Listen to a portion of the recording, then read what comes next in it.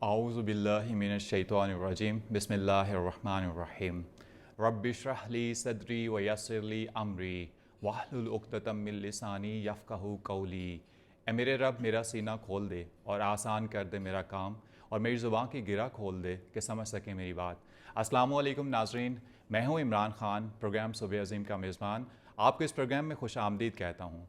हमारी ये दुआ है कि हमारी हर सुबह का आगाज़ अल्लाह ताला के अज़ीम और बाबरकत नाम से हो, और हमारी हर शाम भी सुबह अज़ीम की तरह अज़मत से इख्तिताम पज़ीर हो। इरशाद गरामी है, वलक़द यस्सरनल क़ुरआन लिज़िक्रि फ़हल मिन मुद्दकिर, और तहक़ीक़ हमने कुरान नसीहत के लिए आसान कर दिया, बस कोई है जो इससे नसीहत हासिल करे। नाज़रीन, कुरान करीम बिलाशुबा मंबाए रुश्द व हदायत है, मगर उसके लिए जो नसीहत हासिल करना चाहता है। आइए सुनते हैं तिलावत कलाम पाक। अऊज़ु बिल्लाहि मिनश शैतानिर रजीम।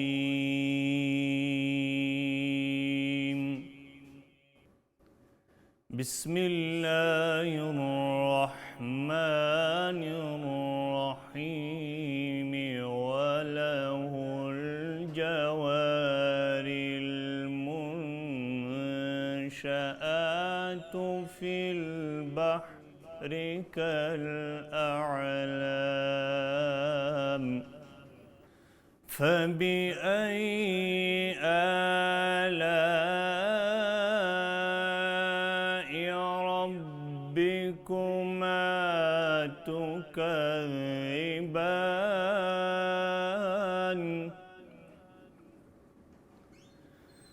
कुल्लु मन अलैहा फ़ान वयबक़ा वजहु रब्बिका ज़ुल जलालि वल इकराम।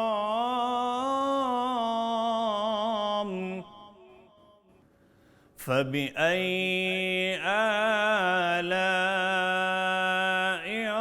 रब्बिकुमा तुकज़्ज़िबान। या मअशरल जिन्नि वल इंसि इन इस्ततअतुम अन तनफुज़ू।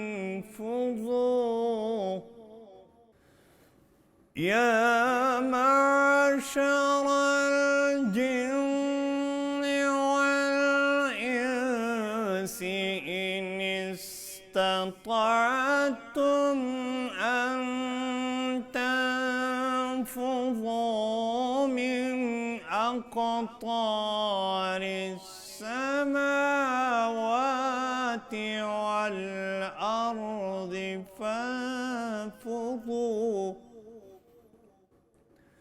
ला तनफुज़ून इल्ला बिसुल्तान।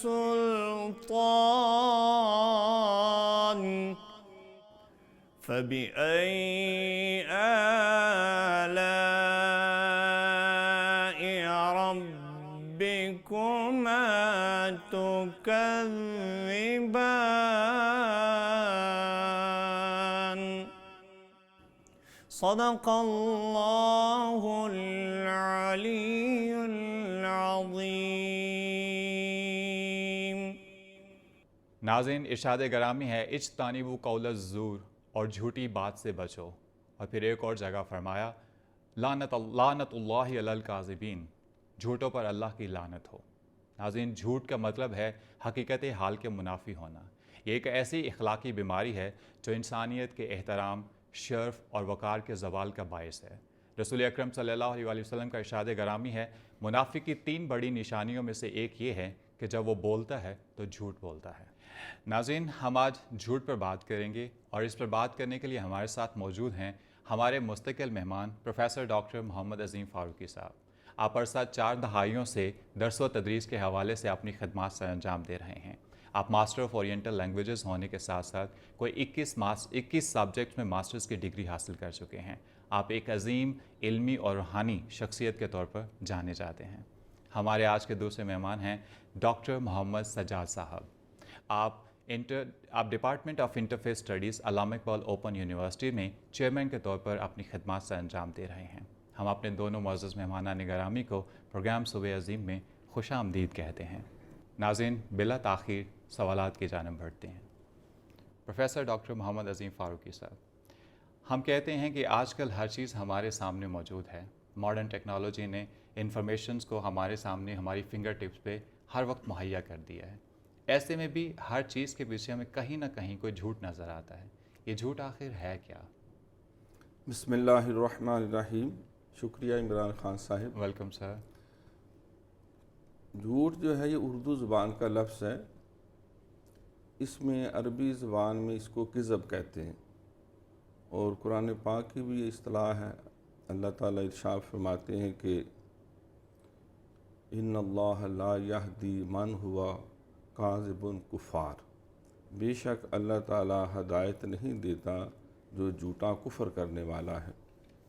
حضور علیہ الصلوۃ والسلام کی بھی حدیث ہے، الصدق ینجی والکذب یہلک. بے شک سچائی نجات دیتی ہے اور کذب جو ہے، جھوٹ جو ہے وہ ہلاک کر دیتا ہے. تو کذب کے جو عربی میں معنی بیان کیے جاتے ہیں کہ امر واقعہ یا حقیقت کے خلاف کوئی بات کرنا، یا حقیقت کو چھپا لینا، یا مبالغہ میزی سے کام لینا، یا بغیر تحقیق کیے ہوئے کسی بات کو آگے بیان کرتے چلے جانا، یا جو ہے وہ قول اور فعل میں تضاد رکھنا، ظاہر اور باطن میں تضاد رکھنا، جلوت اور خلوت میں تضاد ہونا. تو یہ ساری چیزیں جو ہیں یہ کذب کی کیٹیگری میں آ جاتی ہیں کہ اس میں سے کسی بھی انسان اگر کمی میں، کوتاہی میں، یا اس امر میں مصروف ہے یا اس میں مشغول ہے تو کہا جاتا ہے کہ یہ کذاب ہے. اور جیسا کہ آپ نے قرآن پاک سے بھی آیت پڑھی کہ لعنت اللہ علی الکاذبین، اس کی جمع کاذبین ہے. یعنی جو، اور اسی سے پھر کذاب کا لفظ نکلا ہے جو بہت بڑا جھوٹا ہو، ڈیڈ لائر ہم جس کو کہتے ہیں. تو اس اعتبار سے یہ لفظ جو ہے کہ صبح کاذب بھی ہوتی ہے. صبح صادق سے پہلے آسمان پہ تھوڑی دیر کے لیے ایک سفیدی نمودار ہوتی ہے، تو عرب اس کو صبح کاذب کے نام سے، اس کے بعد پھر دوبارہ اندھیرا ہو جاتا ہے، پھر باضابطہ صبح پھیلنا شروع ہوتی ہے، اس کو صبح صادق کہتے ہیں. تو یہ عربی کے اندر ایک بہت مشہور لفظ ہے. اردو میں ہم اس کے لیے جھوٹ کا لفظ جو ہے وہ استعمال کیا جاتا ہے، اور جھوٹے کو LIAR لائر کہتے ہیں، ویسے LAWER بھی ہے. تو یہ اس کے سپیلنگ اور ہیں. اور یہ بھی کہ عربی میں محاورہ مشہور ہے کہ عمر القذوب کثیر، جو جھوٹے کی عمر تھوڑی ہوتی ہے. A lie has no legs to stand upon. تو یہ ایک کبھی قسم کا اخلاقی بیماری بھی ہے، یہ گناہ بھی ہے، جرم بھی ہے، اور اس میں تہمت وغیرہ لگانا بھی آ جاتا ہے. اور اگر کوئی اس پہ گرفت اس پہ ہو جائے تو اس کو شریعت نے 80 کوڑے سزا بھی رکھی ہے کہ یہ بندہ کذب میں مبتلا پایا گیا. ناظرین، جلوت اور خلوت میں تضاد نہ ہونا، اس لیے مولا علی رضی اللہ تعالیٰ عنہ فرماتے ہیں کہ مومن وہ ہے جس کی خلوت بھی اتنی ہی پاکیزہ ہے جتنی کہ اس کی جلوت. ہم اپنے دوسرے معزز مہمان کی جانب آتے ہیں. سر، جھوٹ سے ممانعت میں قرآن کریم میں کن الفاظ میں ارشاد فرمایا گیا ہے؟ بہت شکریہ. میں سب سے پہلے اللہ رب العزت کا شکر ادا کرتا ہوں جس نے مجھے یہ عظیم موقع عطا فرمایا، اور پھر اور ٹی وی کا شکریہ ادا کرتا ہوں. آج کا جو پروگرام ہمارا چل رہا ہے کہ جھوٹ کے حوالے سے ڈاکٹر عظیم فاروقی صاحب نے اس کی بڑی عمدہ تعریف ہمارے سامنے رکھی ہے کہ ایسی بات جس کی کوئی حقیقت نہ ہو، جس کی کوئی بنیاد نہ ہو. قرآن مجید کی جو کتاب ہے اس کے بارے میں اللہ تعالیٰ فرماتا ہے اعوذ باللہ من الشیطان الرجیم بسم اللہ الرحمن الرحیم وجاء بالصدق وصدق بہ. یہ کتاب سب سے عظیم سچائی ہے، اور جو لے کے آئے ہیں اس سے بڑے صادق اور امین ہیں. سبحان ماشاء اللہ. اور قرآن مجید کی تعلیمات میں جو بہت نمایاں تعلیمات ہیں وہ اخلاق عالیہ کی تعلیمات ہیں. یہ تعلیم دی گئی ہے کہ جو پازیٹیو پہلو ہے، مثبت پہلو ہے، اسے زیادہ اجاگر کیا جائے، اور جو منفی قوتیں ہیں ان کا بھی ذکر ضرور کیا جائے اور بتایا جائے کہ ان کی قباحت کس قدر ہے اور انسانی شخصیت، انسانی معاشرے میں وہ کس قدر جو ہے وہ نقصان دہ ہے۔ اس لیے قرآن مجید نے پہلے سچائی کی بات کہی ہے کہ تم صدق کو اختیار کرو، اسے ہم کہتے ہیں اخلاق عالیہ، اور اس کے مد مقابل میں رذائل اخلاق آتے ہیں، ایسے اخلاق جو برے ہیں، اور اخلاق حسنہ کی جگہ صدق اور سچائی کی تعلیم دی گئی ہے۔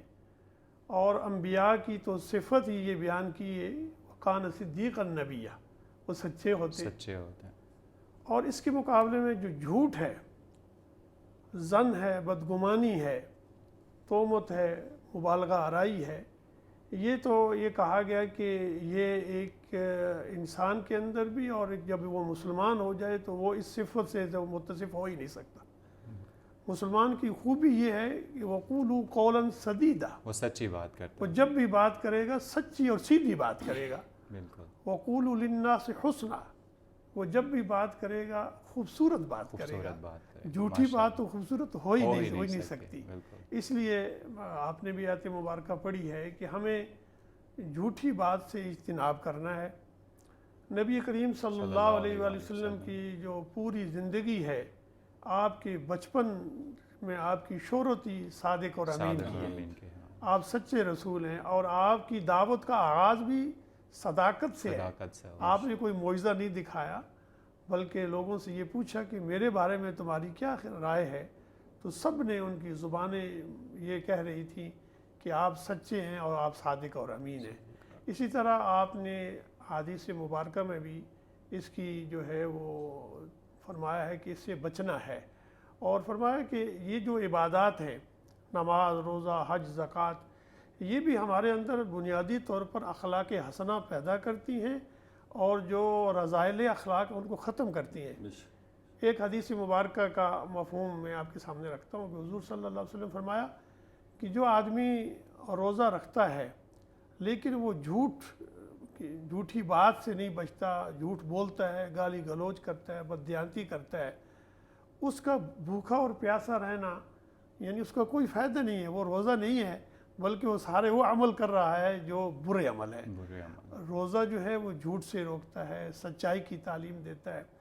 تو یہ ایک ایسی یعنی برائی ہے جسے ہمیں منع کیا گیا ہے، اور اس کے مقابلے میں جو صدق ہے اس سے ہمیں متصف ہونے کی تعلیم دی گئی ہے۔ جی ناظرین، جہاں اللہ تعالیٰ ہمیں جھوٹ سے بچنے کا حکم دیتا ہے اور جھوٹے پہ اپنی لعنت بھیجتا ہے، وہیں پر اللہ تعالیٰ فرماتا ہے کہ بے شک اللہ تعالیٰ کسی ایسے کو ہدایت نہیں دیتا جو جھوٹا اور ناشکرا ہے۔ گفتگو کا سلسلہ بھی جاری رہے گا، وقت ہوا ایک چھوٹی سی بریک کا، ملتے ہیں بریک کے بعد۔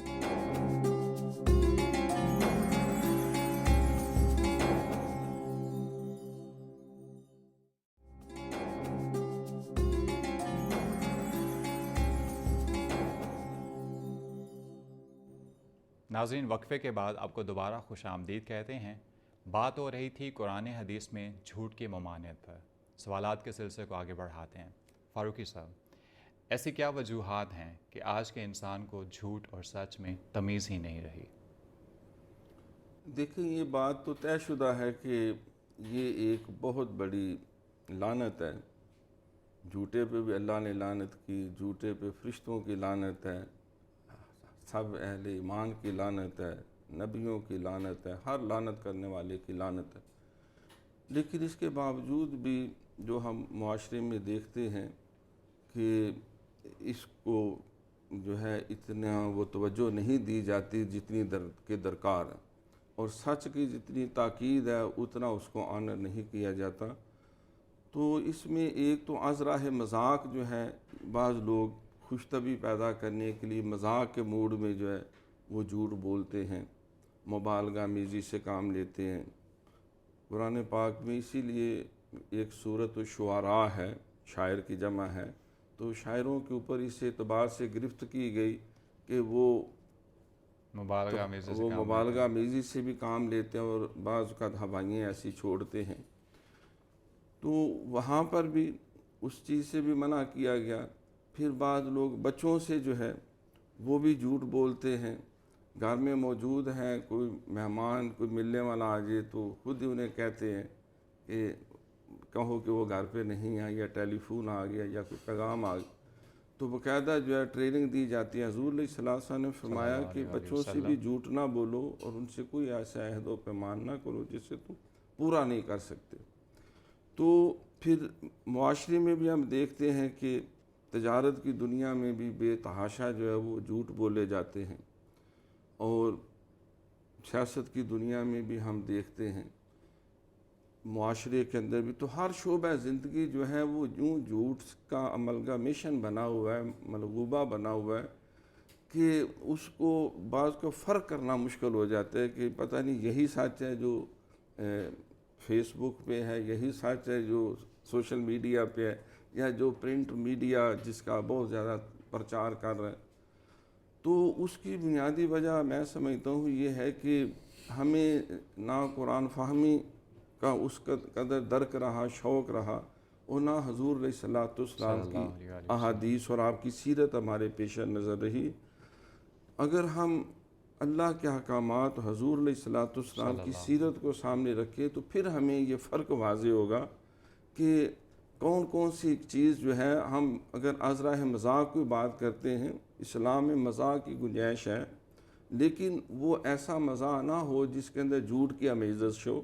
حضور علیہ السلام کی خدمت میں جس طرح ایک خاتون تشریف لائی, بوڑھی اماں, اور اس نے عرض کی کہ سرکار دعا کرے کہ میں بھی جنت میں جاؤں.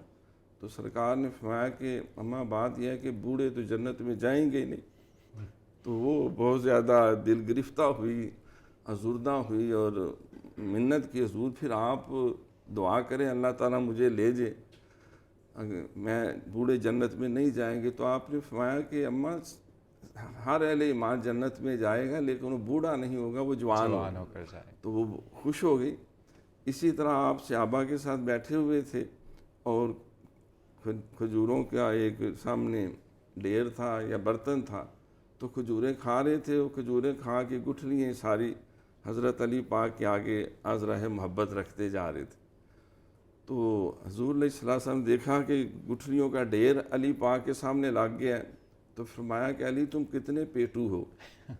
تو انہوں نے کہا عرض کی حضور میں تو چلو پھر بھی لحاظ کر کے گٹھلیاں جمع کر رہا ہوں, باقیوں کے آگے تو گٹھلی بھی کوئی نہیں. میں تو محبت کا جواب اسی طرح دیا کہ میں تو گٹھلیاں نکال رہا ہوں تو باقی شاید گٹھلیاں بھی ساتھ ہی.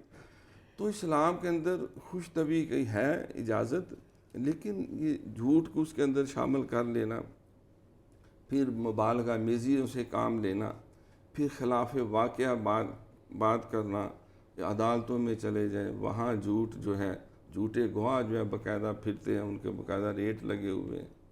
عدالتوں کے اندر جو ہے ان کی بڑی شنوائی ہوتی ہے. سیاست کی دنیا میں بھی اس کو کوئی معیوب ہی نہیں سمجھا جاتا, جتنے مرضی جھوٹ بولتے جاؤ, جھوٹے وعدے کرتے جاؤ, نیت ہوتی ہے ہم نے کون سا اس کو پورا کرنا ہے.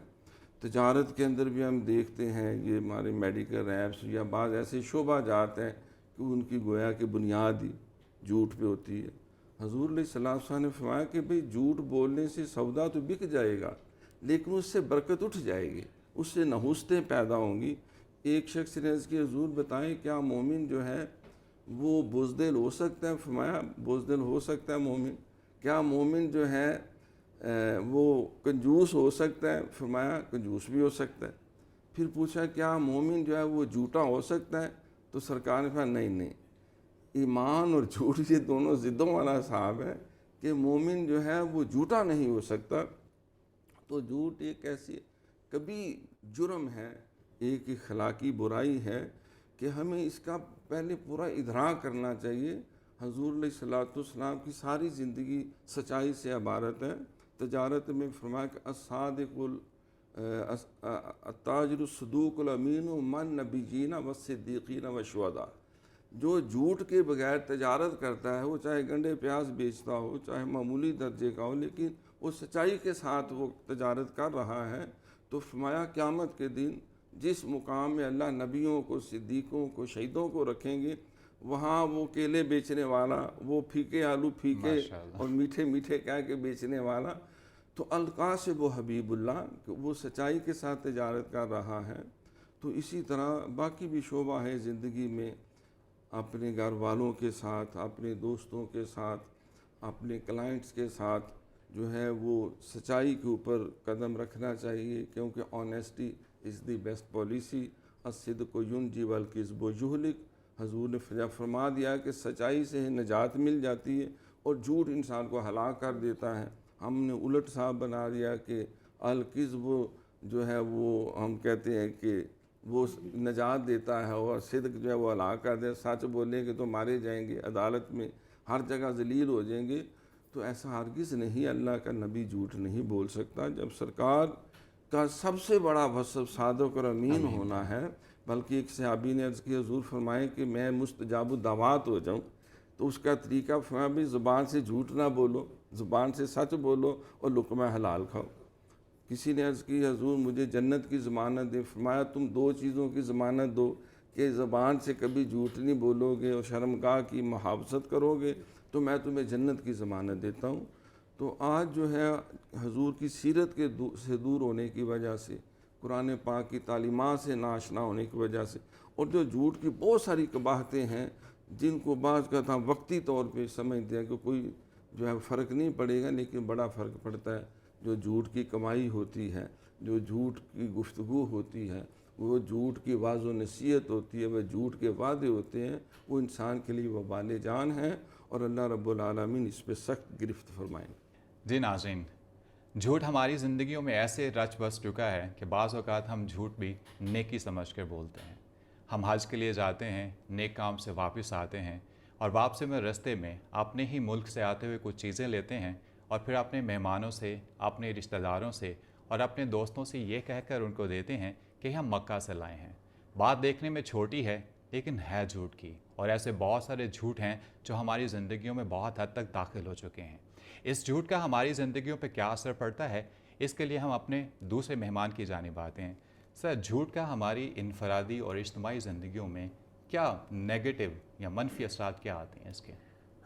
جھوٹ کا جو انفرادی یا کسی فرد کی زندگی پہ سب سے بڑا اثر یہ پیدا ہوتا ہے کہ وہ آدمی غیر سکہ اور غیر معتبر ہو جاتا ہے، اس کی کوئی حیثیت نہیں رہتی، اس کی شخصیت میں یہ جو پہلو ہے جھوٹ کا اسے بالکل بیکار کر دیتا ہے، کیونکہ معاشرے کے اندر اور انسانی طبقات کے اندر اس کا معتبر ہونا یہ سب سے زیادہ ضروری ہے، کیونکہ اگر وہ معتبر نہیں ہے، اس پر اعتبار نہیں ہے، تو پھر اس کے کوئی بھی فکر و عمل جو ہے وہ قابل قبول نہیں ہے۔ اس لیے انفرادی طور پر سچائی جو ہے وہ انسان کی شخصیت کی تعمیر میں، اس کی ذات کی تعمیر میں اور اس کے پورے اخلاقی جو فضائل ہیں اسے ممتاز کرتے ہیں، ان میں صدق کا پہلو ہے۔ ظاہر ہے کہ آدمی جب جھوٹ بولتا ہے تو کوئی اس پر اعتبار نہیں کرے گا، کتنا ہی بڑا وہ مالدار ہو، کتنا ہی وہ خاندانی شرف کی عظمت رکھتا ہو، لیکن حیثیت ہو تو اس کی کوئی حیثیت نہیں رہتی معاشرے کے اندر۔ جہاں تک اجتماعیت کا تعلق ہے، میں یہ کہتا ہوں کہ انفرادی طور پر اس کا جھوٹ تو اس کی ذات کو نقصان پہنچاتا ہے، اور اگر پورا معاشرہ یا کوئی ملت جھوٹ پر مبنی افکار اور نظریات پیش کرتی ہے یا طرز عمل اختیار کرتی ہے تو پھر انسانیت کے اندر اس کا مقام گر جاتا ہے۔ بالکل۔ آپ دیکھیے کہ جو انسانی معاشرے ہیں یا قومیں ہیں یا تہذیبیں ہیں وہ دنیا میں ترقی اسی بنیاد پر کرتی ہیں۔ ظاہر ہے کہ مال و دولت ایک فیکٹر ہے ترقی کا، لیکن شخصیت ہی کمزور ہو تو وہ ترقی کس کام کی؟ اس لیے آج بھی آپ دیکھ لیں جو قومیں اخلاقی اور تعلیمی لحاظ سے معتبر ہیں انہی کا دنیا کے اندر عروج ہے۔ امت مسلمہ بدقسمتی کے ساتھ جس کی تعلیمات کا بنیادی ماخذ جو ہے وہ قرآن و سنت ہے، جن کے نبی کریم صلی اللہ علیہ وسلم کی تعلیمات کے ہر پہلو کے اندر صدق اور سچائی کی تعلیم ہے، ہم آج اس مقام پہ کھڑے ہیں کہ ہمیں یہ بنیادی اخلاقی اوصاف سے ہم جو ہے بہت کوسوں دور ہیں۔ اس لیے دنیا کی قوموں کے اندر ہمارا مقام و مرتبہ بہت کمزور ہے۔ آج میں کہوں کہ یہ یورپ کی کوئی بنی ہوئی چیز ہے تو میں بغیر سوچے سمجھے بغیر تحقیق کیے اسے قبول کرتا ہوں. اپنے ملک کی بنی ہوئی چیز پر مجھے یقین اور ایمان اس لیے نہیں ہے کہ اس میں دھوکے کا پہلو ہوگا, اس میں کمزوری کا پہلو ہوگا. اور دور کہاں جائیں ہم, آپ روزانہ ہم بازار میں جاتے ہیں, سودا سلف خریدتے ہیں, بہت خوبصورت چیزیں سامنے لگی ہوئی ہوں گی اور اسی کے پیچھے آپ کو جھوٹ اور فریب آپ کو نظر آ رہا ہوگا. کون اعتبار کرتا ہے؟ سچ ہے. اور جس معاشرے کے اندر یہ برائی پہ پھیل جائے وہ معاشرہ دنیا میں کسی مقام پر نہیں پہنچ سکتا. لوگ اس سے دور بھاگتے ہیں, اس کی کسی بات پر یقین نہیں کرتے. اس لیے انفرادیت سے بھی بڑھ کر اجتماعیت طور پر کسی ملت کا, کسی قوم کا سچا ہونا, صادق ہونا, یہ اس کی حیات کے لیے ضروری ہے.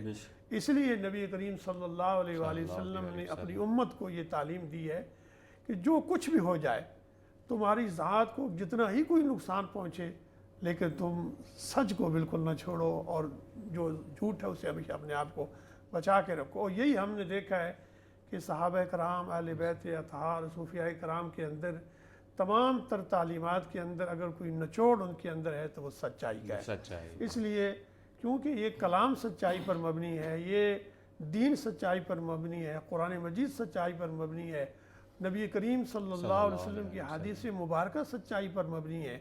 اس لیے یہ تعلیم ہی سچائی کی دیتی ہے. اور اس کے مد مقابل جو جھوٹ ہے اور بری بات ہے, بدگمانی ہے, تہمت ہے, یہ ساری چیزیں انسان کی ذات کو بھی نقصان پہنچاتی ہیں اور پورے معاشرے کو, وہ پوری ملت کو. اس لیے اسے بچنے کی تعلیم دی گئی ہے. جی ناظرین, جھوٹ وہ مرض ہے جو بہت جلد ناسور بن جاتا ہے. ادھر ایک فرد کے منہ سے نکلا اور ادھر کئی لوگوں کی زندگیاں اور عزتیں داؤ پر لگ جاتی ہیں. پھر جھوٹا اپنے جھوٹ کو سچ ثابت کرنے کے لیے جھوٹ پہ جھوٹ بولتا چلا جاتا ہے. ایک بہت مشہور پروورب بھی ہے کہ ایک جھوٹ کو بچانے کے لیے 100 جھوٹ بولنے پڑتے ہیں. پروگرام کا سلسلہ بھی باقی ہے. وقت ہوا ایک مختصر سے وقفے کا. ملتے ہیں وقفے کے بعد.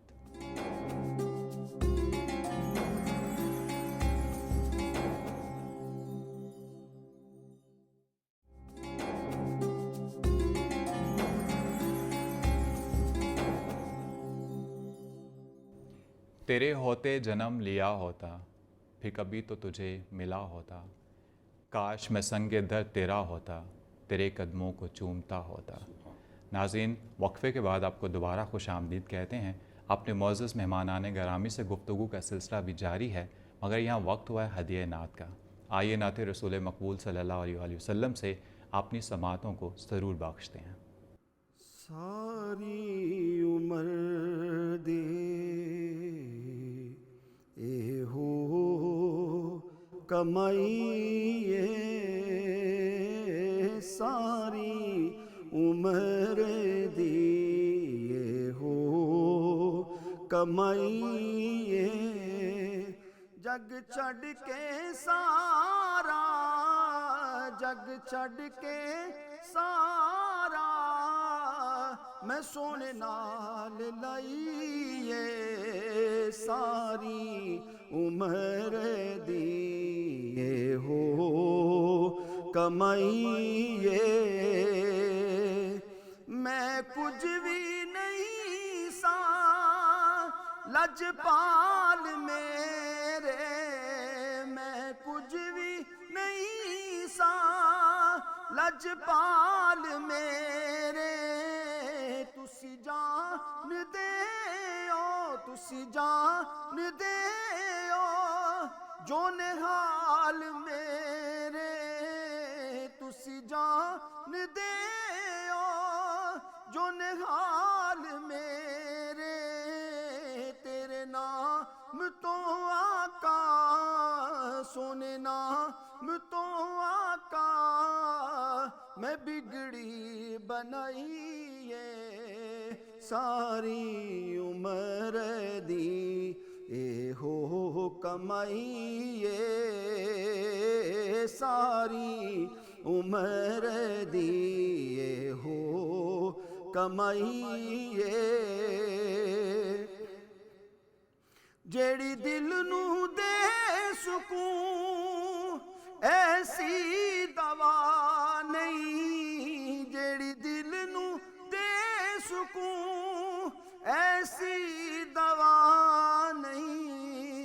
ਕਿਸੇ ਹੋਰ ਸ਼ੈ ਦੇ ਨਾਲ ਸਾਨੂੰ ਸ਼ਿਫਾ ਨਹੀਂ, ਕਿਸੇ ਹੋਰ ਸ਼ੈ ਦੇ ਨਾਲ ਸਾਨੂੰ ਸ਼ਿਫਾ ਨਹੀਂ, ਬਸ ਦੀਦਾਰ ਤੇਰਾ, ਦੀਦਾਰ ਤੇਰਾ ਉਹ ਸਾਡੀ ਦਵਾਈ ਏ ਸਾਰੀ ਉਮਰ ਦੀ, ਇਹੋ ਕਮਾਈ ਏ ਸਾਰੀ ਉਮਰ ਦੀ, ਇਹੋ ਕਮਾਈ ਏ ਸਾਰੇ ਜਹਾਨ ਤੋਂ ਫਿਰ ਕੇ ਮੈਂ ਵੇਖਿਆ ਸਿਰ ਬਾਦਸ਼ਾਹਾਂ ਦਾ, ਸਿਰ ਬਾਦਸ਼ਾਹਾਂ ਦਾ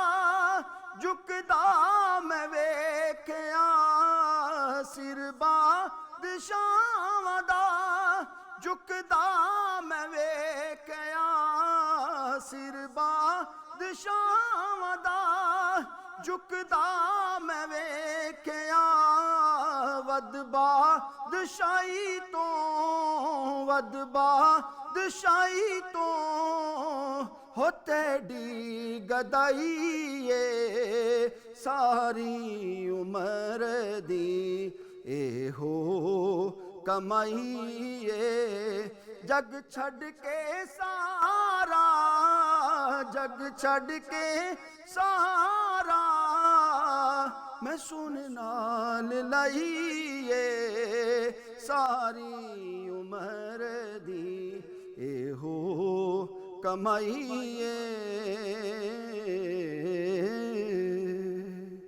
माशाअल्लाह, सुभान अल्लाह। नाज़रीन, प्रोग्राम के सिलसिले को आगे बढ़ाते हैं। फ़ारूक़ी साहब, सूफ़िया कराम को अपने बातनी उरूज के हुसूल में झूठ से किस हद तक बचने की ज़रूरत होती है? हज़ार खौफ हों लेकिन ज़ुबां हो दिल की रफ़ीक, यही है रहा है अज़ल से कलंदरों का तरीक़। ये फ़क्र की दुनिया, ये तक़वे की दुनिया, ये तसव्वुफ़ की, ये मार्फत की, इसकी सारी बुनियाद ही हकीकत में सच्चाई के ऊपर है। अगर कोई झूठ नहीं छोड़ सकता या झूठ नहीं छोड़ना चाहता तो उसका फ़क्र की दुनिया में कोई मर्तबा और मुकाम नहीं है। हुज़ूर अलैहिस्सलातु वस्सलाम की खिदमत में एक शख्स हाज़िर हुआ, उसने कहा हुज़ूर मैं मुसलमान तो होना चाहता हूँ लेकिन एक दम सारे मैं ऐब नहीं छोड़ सकता, तो कोई एक छुड़वा लें तो ठीक है मैं कलमा पढ़ लेता हूँ। तो आपने कोई इधर उधर की बात नहीं की, इतना फरमाया कि तू मेरे साथ वादा कर ले कि आज के बाद झूठ नहीं बोले। तो उससे इस पे अहद ले लिया और उसने झूठ क्या छोड़ने का अहद किया। वो चंद दिनों बाद आपकी खिदमत में हाज़िर हुआ और अर्ज़ की हुज़ूर आपने ऐसा झूठ छुड़वाया कि मुझसे चोरी भी छूट गई, मुझसे ज़नाकारियाँ भी छूट गई, शराब नोशियाँ भी छूट, जितनी मेरे अंदर कबाहतें थीं, अखलाकी बुराइयाँ थी, सिर्फ झूठ छोड़ने से वो मेरे अंदर से निकल गई और मैं सच का खुगर बन गया। तो इसलिए फ़क्र की दुनिया में सच्चाई जो है इस यही बुनियाद है और यही इंतहा है, और झूठ सबसे बड़ी लानत है। लेकिन मैं माज़रत के साथ अर्ज़ करूँगा कि आज जितना झूठ मज़हब के नाम पे और मज़हब की बुनियादों पे बोला जाता है, शायद इतना सियासतदान भी नहीं झूठ बोलते, इतना अदालतों में भी और कचहरियों में भी और थानों में भी इतना झूठ और फ्रॉड नहीं है, क्योंकि ये लोग तो ना समझ हैं, इनको तो ना कुरान का पता है, ना हदीस का, ना दीन का, ना उनकी हिकमतों से वाकिफ़ हैं। तो ये जो मजहबी प्लेटफॉर्म पे बैठे हुए हैं और बड़े बड़े मशाइख उज़ाम की मसनदें सजा के बैठे हुए हैं, इनकी जितनी ज़्यादा रिस्पॉन्सिबिलिटी है सच को फैलाने की और झूठ की ममानियत की, वो इतने ही लापरवाह हो जाते हैं। जैसे कि अंग्रेज़ी का मुहावरा भी है कि the nearer the church the farther from God, चिराग तले अंधेरा।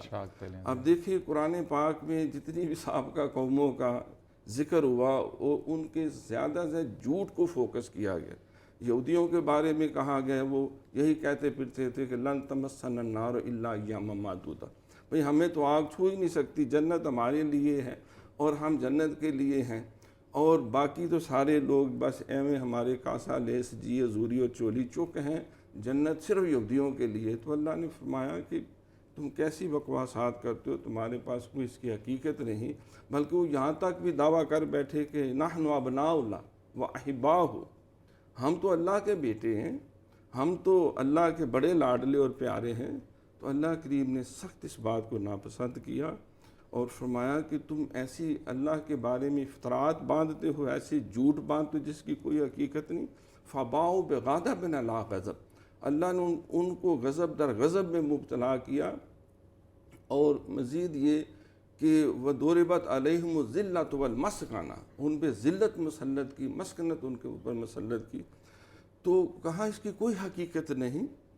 پھر نبیوں میں تم فرق کرتے ہو، تم سود تم کھاؤ، نبیوں کو تم شہید کرو، اللہ کے احکامات کا تم مذاق اڑاؤ، اور پھر جھوٹ پہ جھوٹ۔ نبی علیہ السلام سب سے سچے ہیں، یعرفونہ کما یعرفون ابناہم، تم اس کا انکار کرتے ہو اور اپنے تم نے قانون بنا کے کہتے ہو ہمیں اللہ نے کہا ہے کونوا ھودا او نصارا تہتدوا۔ اور بھئی تم کہاں سے یہ باتیں لے آئے ہو اپنے پاس سے؟ اس کی کوئی حقیقت نہیں۔ اور حقیقت جو ہے وہ اسی طرح مشرکین عرب کہتے تھے یہ فرشتے اللہ کی بیٹیاں ہیں۔ تو اللہ کریم نے فرمایا بھئی تم اس وقت وہاں بیٹھے ہوئے تھے جب اللہ نعوذ باللہ یہ بیٹیاں بنا رہا تھا، اور ظالموں اپنے لیے بیٹے ڈھونڈتے ہو، اللہ کے لیے بیٹیاں، کوئی حیا کرو۔ پھر اس طرح جو نصرانی تھے انہوں نے بھی کہا کہ عیسیٰ علیہ السلام خدا ہیں یا اللہ ہیں یا اللہ کے بیٹے ہیں۔ تو قرآن پاک میں بھی حضور علیہ السلام کا اور نجران کے عیسائیوں کا وہ سارا مکالمہ موجود ہے۔ تو اسی طرح فقر اور درویشی میں بھی دیکھا جاتا ہے کہ لوگ جھوٹی کرامتیں گڑھتے ہیں، وہ اپنے ٹاؤٹ چھوڑتے ہیں، اور جو ان کی جو ہیں وہ کرامتیں مشہور کرتے ہیں، اور عورتیں اس میں بڑی پیش ہوتی ہیں افواہیں پھیلا کر اور بندوں کو گھیر کر۔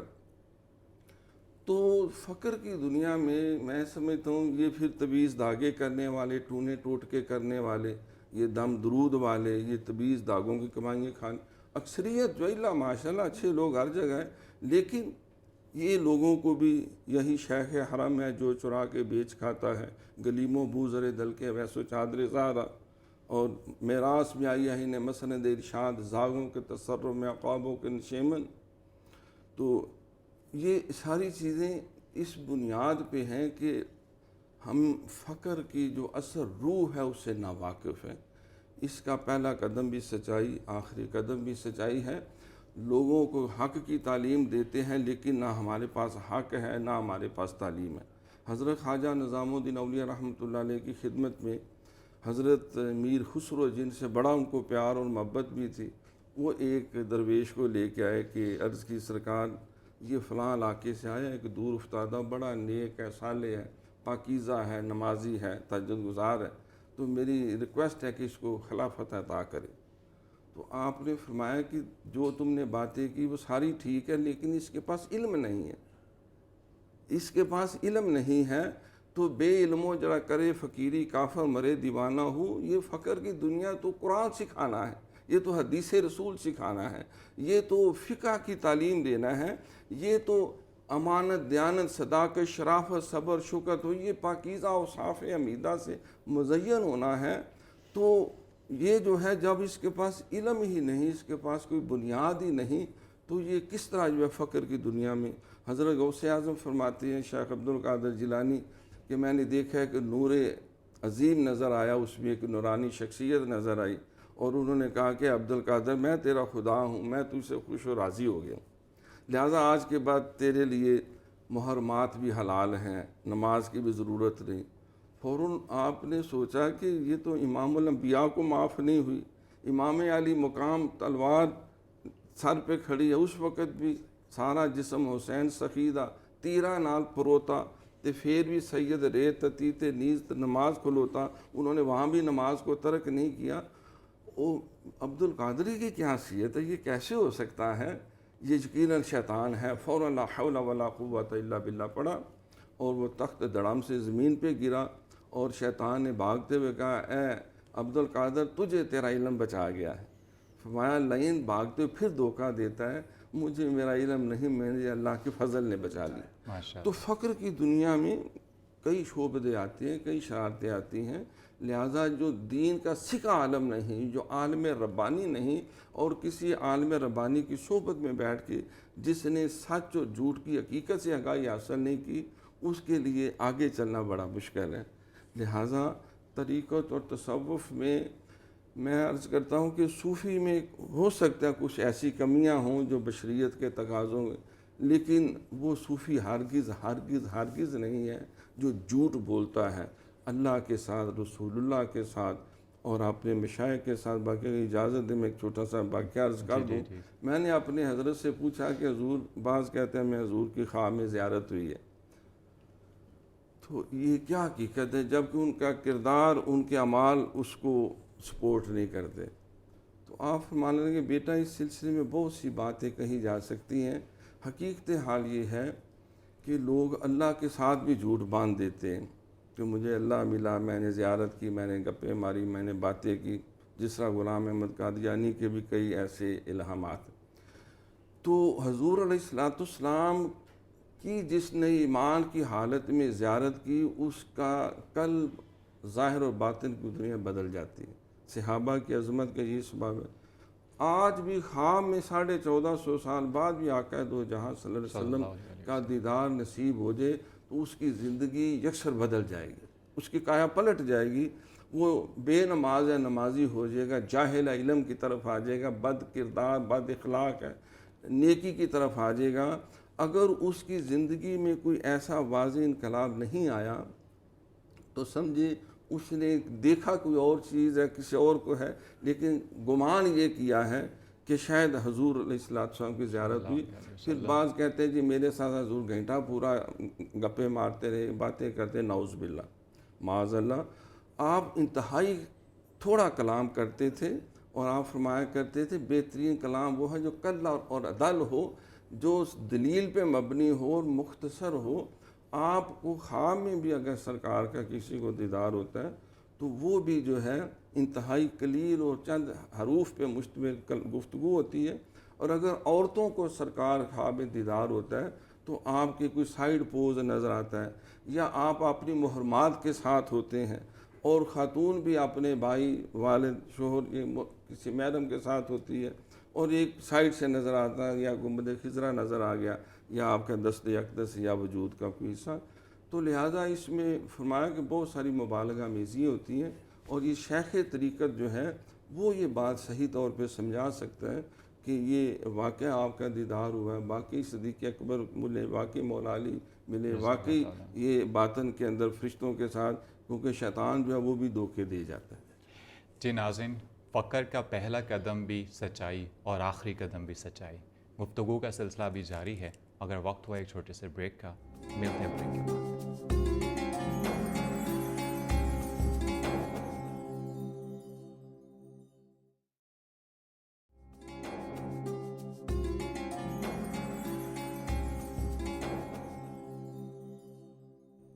ناظرین، وقفے کے بعد آپ کو دوبارہ خوش آمدید کہتے ہیں۔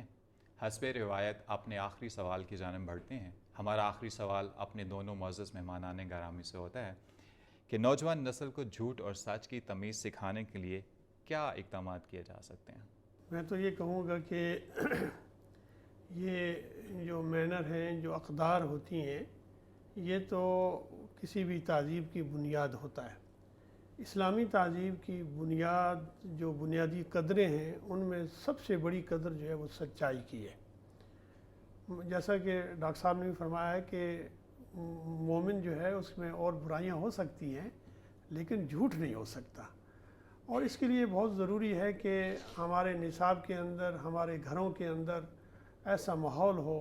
ہمارے والدین کی ذمہ داری ہے، اساتذہ کی ذمہ داری ہے، معاشرے کے ہر فرد کے اندر، ایک دکاندار سے لے کر ایک سیاستدان تک، ملک کے ذمہ داران تک، ان کا یہ فرض بنتا ہے کہ وہ اپنے فکر سے بھی اور اپنے عمل سے بھی سچائی کا اظہار کریں۔ اسی کے اثرات پھر معاشرے میں ہوتے ہیں۔ اقبال نے تو بہت خوبصورت بات کہی ہے، اور میرا خیال ہے کہ قرآن و سنت کا نچوڑ ہمارے سامنے رکھ دیا ہے کہ دنیا کی امامت اگر تم چاہتے ہو تو صداقت کو اختیار کرو۔ یعنی دنیا کی امامت اگر تمہارے چاہتے ہو کہ دنیا پوری تمہارے پیچھے چلے، تم امام ہو، آگے ہو، تو سبق پھر پڑھ صداقت کا. تو صداقت کا جو سبق ہے وہ دوبارہ ہمیں پڑھانا ہے، بتانا ہے اپنے معاشرے کے اندر، اور یہ اتنی اس کی تکرار ہونی چاہیے ہماری ہر جگہ، اور پھر تکرار سے بھی زیادہ اس پر عمل سے اظہار ہونا چاہیے، کیونکہ عمل سے اظہار اس بات کا ہوتا ہے. نبی کریم صلی اللہ علیہ وسلم کی سیرت سے ہمیں اسی بات کا پتہ چلتا ہے. ایک بچہ آتا ہے تو اور خاتون یہ کہتی ہیں کہ یہ میٹھا زیادہ کھاتا ہے، فرمایا ٹھیک ہے اسے کل لے آنا.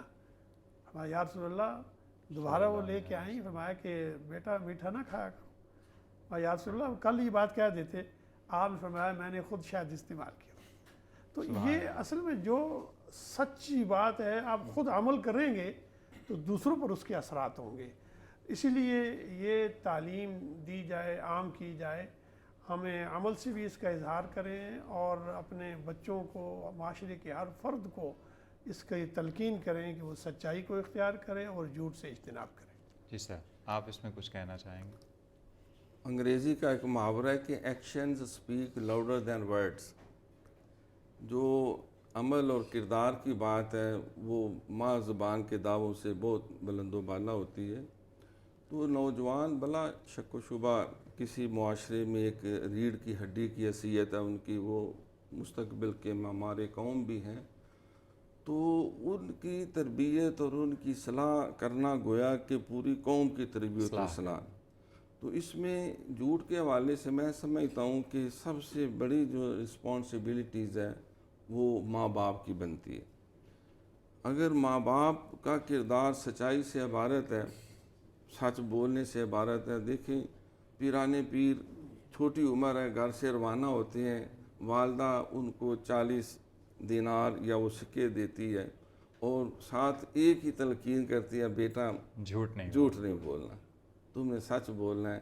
اور جب ڈاکو رستے میں پڑ جاتے ہیں، سب کو لوٹتے ہیں، کہتے ہیں بچے یا نوجوان تیرے پاس بھی کوئی چیز ہے؟ کہاں میرے پاس 40 دینار ہے. ایک اس دور میں خطیر رقم سمجھی جاتی تھی 40 سونے کے سکے. تو اس نے سمجھا شاید یہ مذاق کر رہے ہیں، لوگ تو ہم سے مال چھپاتے ہیں، یہ مطلب کہ لٹانے یہ نہیں ٹھیک. دوسرا آیا، تیسرا آیا، تو انہیں شک پڑ گیا. وہ پکڑ کے سردار کے پاس لے گئے، یہ ہمارے ساتھ مذاق کر رہے ہیں، اس کو اسپیشل سزا دے. تو انہوں نے پوچھا بھئی کیا ہے تمہارے پاس کوئی شے؟ نے کہا میں نے ان کو بھی پہلے بھی کہا کہ میرے پاس 40 دینار ہے، اور میری والدہ نے وہ یہاں بغل کے نیچے یہاں تھیلی میں چھپائی ہوئی، دکھاؤ ذرا. کھول کے دکھایا تو گنے پورے 40. سردار نے کہا حد ہو گئی، لوگ تو مال بچا رہے ہیں، تم مطلب کہ لٹاتے جا رہے. انہوں نے کہا مجھے اس کی کوئی پرواہ نہیں، مال بچتا ہے یا لٹ جاتا ہے، میں نے تو اپنی اماں کے حکم کی تعمیل کیا. اماں نے کہا تھا کہ بیٹا جھوٹ نہیں بولنا ہے، جو مرضی ہو جائے، نقصان ہوتا ہے تو ہوتا رہے، اللہ پورا کر دے گا. تو آپ نے ایسی صداقت، سچائی اور اخلاص سے یہ بات کہی کہ وہ ڈاکوؤں کے سردار کے دل میں وہ بات چلی گئی. کیونکہ بات جو دل سے نکل دیا اثر رکھتی ہے. پر نہیں طاقت پرواز مگر رکھتی ہے. قرآن میں بھی اللہ نے فرمایا کہ لما تقولون ما لا تفعلون کبر مقتا عند اللہ ان تقولوا ما لا تفعلون. وہ باتیں کیوں کہتے جس پہ خود عمل نہیں کرتے؟ اللہ کے نزدیک بڑی بدتمیزی کی بات ہے کہ تم وہ کہتے پھرو جس پہ عمل نہیں ہے. تو انسان کی زبان سے تاثیر ختم ہو جاتی ہے. آپ کیونکہ سچائی کے پیکر تھے، اللہ نے اسی لیے پیرانے پیر سلطان الاولیاء کا رتبہ بھی دیا. تو اس کا دل ایسا پسیج گیا کہ ڈاکو نے توبہ کی، سارے ڈاکو نے توبہ کی، اور سارے وہ اللہ کی رضا کی راہ پہ چل پڑے. ماشاءاللہ. تو ماں باپ کا کردار بنیاد ہے. جب ہم دیکھتے ہیں ہمارے ماں باپ آپس میں بیویاں بیوی کے تعلقات کشیدہ ہیں، جھوٹ چلتا ہے، دادا جھوٹ بول رہا ہے، دادی جھوٹ بول رہی ہے، خالہ پھوپھیاں، سارا جھوٹ کا وہاں مرغوب ہے. ہم کہیں وہاں سے خواجہ باز بستامی پیدا ہو جائے یا خواجہ جنید بغدادی نکل آئیں تو ایسا نہیں ہوگا. ماں کی آغوش بچے کی پہلی درسگاہ ہے. پھر وہ تعلیمی ادارے میں جاتا ہے، اپنے ٹیچرز کو آئیڈیلائز کرتا ہے. اگر خدا نخواستہ وہ بھی سچائی کی تعلیم نہ دے، اپنے کردار سے نہ ثابت. مجدد صاحب رحمۃ اللہ علیہ مکتوب عاشی میں لکھتے ہیں جس کو میری چپ سے کچھ نہیں ملا وہ میرے بولنے سے کیا لے سکتا ہے. تو انسان جب کسی کو دیکھتا ہے سچائی کا پیکر ہے تو پھر اس کو سمجھانے کی ضرورت نہیں کہ سچائی کیا ہوتی ہے. جب وہ دیکھتا ہے کہ یہ فراڈیا ہے، جھوٹا ہے، بیکار آدمی ہے، اسے کے اندر وہ بری عادتیں ڈالنے کی ضرورت نہیں. جب باپ سگریٹ پیے گا تو بیٹا بھی پیے گا، باپ اور بھائی جوا کھیلیں گے تو بچہ بھی جوا کھیلے گا. جب سارے گھر کے اندر جو ہے بے حیائی چلے گی تو وہ اس سے متاثر ہوگا. تو اساتذہ کی ذمہ داری ہے, پھر حکمران طبقے کی ذمہ داری ہے, اور میں عرض کروں گا سب سے بڑھ کے اس میں ہمارے علماء کی بھی بڑی ذمہ داری ہے, مشائخ کی ذمہ داری ہے. وہ خود سچائی کا ایک چیتا جاگتا نمونہ بنے, اور وہ اپنے مقتدیوں کے لیے بھی, اپنے مریدین کے لیے بھی سچائی کی وہ جیتی جاگتی تصویر بنے.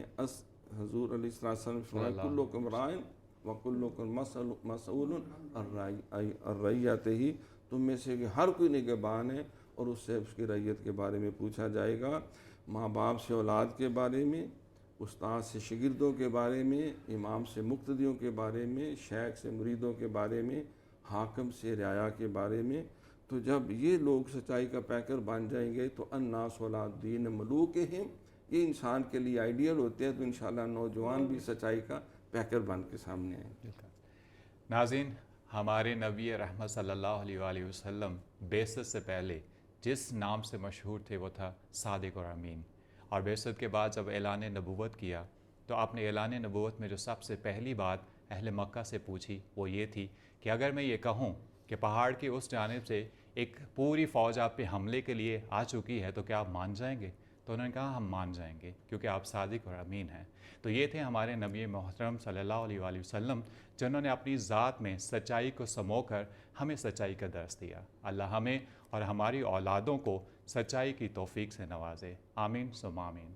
پروگرام کے آخر میں ناظرین ہمیں اپنی قیمتی آراء سے آگاہ کرنا مت بھولیے گا. ہمارا ای میل ایڈریس اسکرین پر نمایاں ہو رہا ہے. آپ اپنے سوالات کے ذریعے ہمارے معزز مہمانان گرامی سے رہنمائی بھی حاصل کر سکتے ہیں. آپ آج کے منتخب شدہ کلام سے محظوظ ہوں اور ہمیں دیجیے اجازت. انشاءاللہ اگلے پروگرام میں پھر آپ سے ملاقات ہوگی. اللہ حافظ.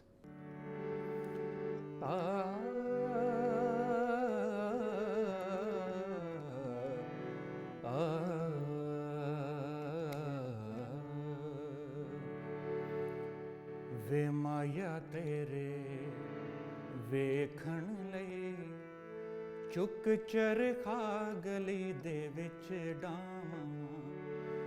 ਵੇ ਮਾਇਆ ਤੇਰੇ ਵੇਖਣ ਲਈ ਚੁੱਕ ਚਰਖਾ ਗਲੀ ਦੇ ਵਿੱਚ ਡਾਵਾਂ.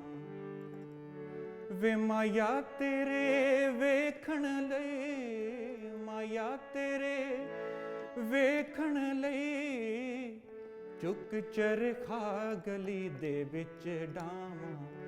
ਡਾਵਾਂ ਚੁੱਕ ਚਰਖਾ ਗਲੀ ਦੇ ਵਿੱਚ ਡਾਵਾਂ. ਵੇ ਲੋਕਾਂ ਭਾਣੇ ਸੂਤ ਕਤ ਦੇ, ਵੇ ਲੋਕਾਂ ਭਾਣੇ ਸੂਤ ਕਤ ਦੇ. ਨੀ ਤੰਦ ਤੇਰੀਆਂ ਯਾਦਾਂ ਦੇ ਪਾਵਾਂ. ਵੇ ਲੋਕਾਂ ਭਾਣੇ ਸੂਤ ਕਤ ਦੇ, ਤੰਦ ਤੇਰੀਆਂ ਯਾਦਾਂ ਦੇ ਪਾਵਾਂ. ਵੇ ਮਾਇਆ ਤੇਰੇ ਵੇਖਣ ਲਈ ਚੁੱਕ ਚਰਖਾ ਗਲੀ ਦੇ ਵਿੱਚ ਡਾਵਾਂ. ਪਿਆਰ ਤੇਰਾ ਸਰਦਾਰ ਨਹੀਂ ਭੁੱਲਦਾ, ਪਿਆਰ ਤੇਰਾ ਸਰਦਾਰ ਨਹੀਂ ਭੁੱਲਦਾ. ਅੱਖੀਆਂ ਦੇ ਵਿੱਚੋਂ ਨੀਰ ਨਹੀਂ ਸੁੱਕਦਾ, ਅੱਖੀਆਂ ਦੇ ਵਿੱਚੋਂ ਨੀਰ ਨਹੀਂ ਸੁੱਕਦਾ. ਵੇ ਲੋਕੇ ਕਹਿੰਦੇ ਕਿਉਂ ਰੋਣੀਆਂ, ਵੇ ਲੋਕੇ ਕਹਿੰਦੇ ਕਿਉਂ ਰੋਣੀਆਂ. ਨੀ ਦੱਸ ਕਿਹੜਾ ਬਹਾਨਾ ਲਾਵਾਂ. ਵੇ ਲੋਕੇ ਕਹਿੰਦੇ ਕਿਉਂ ਰੋਣੀਆਂ, ਦੱਸ ਕਿਹੜਾ ਬਹਾਨਾ ਲਾਵਾਂ. ਵੇ ਮਾਇਆ ਤੇਰੇ ਵੇਖਣ ਲਈ ਚੁੱਕ ਚਰਖਾ ਗਲੀ ਦੇ ਵਿੱਚ ਡਾਵਾਂ. ਬਾਬਲ ਦੀ ਸੋ ਦਿਲ ਨਹੀਂ ਲੱਗਦਾ, ਬਾਬਲ ਦੀ ਸੋ ਦਿਲ ਨਹੀਂ ਲੱਗਦਾ. ਹਾਂ ਬਾਬਲ ਦੀ ਸੋ ਦਿਲ ਨਹੀਂ ਲੱਗਦਾ. ਸਾੜੇ ਸੇਕ ਹਿਜਰ ਦੀ ਅੱਗ ਦਾ, ਸਾੜੇ ਸੇਕ ਹਿਜਰ ਦੀ ਅੱਗ ਦਾ ਵੇ ਇਹੋ ਮੇਰਾ ਜੀ ਕਰਦਾ ਵੇ ਇਹੋ ਮੇਰਾ ਜੀ ਕਰਦਾ ਕਰ ਛੱਡ ਕੇ ਮਲੰਗ ਹੋ ਜਾਵਾਂ ਵੇ ਇਹੋ ਮੇਰਾ ਜੀ ਕਰਦਾ ਵੇ ਇਹੋ ਮੇਰਾ ਜੀ ਕਰਦਾ ਕਰ ਛੱਡ ਕੇ ਮਲੰਗ ਹੋ ਜਾਵਾਂ ਵੇ ਮਾਇਆ ਤੇਰੇ ਵੇਖਣ ਲਈ ਵੇ ਮਾਇਆ ਤੇਰੇ ਵੇਖਣ ਲਈ ਚੁੱਕ ਚਰਖਾ ਗਲੀ ਦੇ ਵਿੱਚ ਡਾਵਾਂ ਵੇ ਮਾਇਆ ਤੇਰੇ ਵੇਖਣ ਲਈ ਮਾਇਆ ਤੇਰੇ ਵੇਖਣ ਲਈ ਚੁੱਕ ਚਰਖਾ ਗਲੀ ਦੇ ਵਿੱਚ ਡਾਵਾਂ ਵੇ ਲੋਕਾਂ ਭਾਣੇ ਸੂਤ ਕੱਤਦੀ ਵੇ ਲੋਕਾਂ ਭਾਣੇ ਸੂਤ ਕੱਤਦੀ ਤੰਦ ਤੇਰੀਆਂ ਯਾਦਾਂ ਦੇ ਪਾਵਾਂ ਵੇ ਮਾਇਆ ਤੇਰੇ ਵੇਖਣ ਲਈ ਚੁੱਕ ਚਰਖਾ ਗਲੀ ਦੇ ਵਿੱਚ ਡਾਵਾਂ